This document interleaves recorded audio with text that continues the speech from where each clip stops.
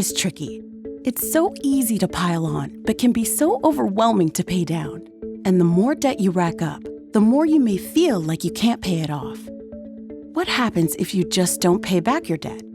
As nice as it might sound, avoiding your debt has some big consequences.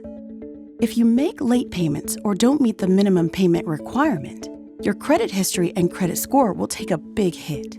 You might also start getting hounded by creditors.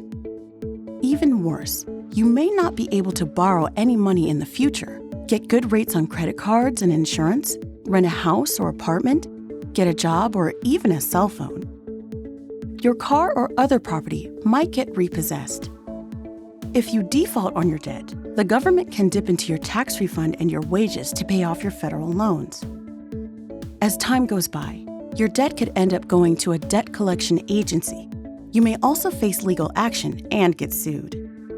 So yes, lots of bad stuff can happen if you ignore your debt or fail to repay it. But if you do have debt and you feel a little overwhelmed, where do you start?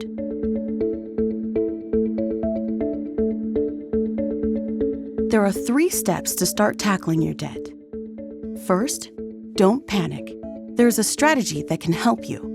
The biggest debt problems can be tackled one step at a time, and we'll show you how in this course. Next, evaluate your situation. Add up all your debts and what your minimum payment is each month. Then find out your interest rates for each of the debts. Knowing what you owe is the first step toward taking action. And finally, get help.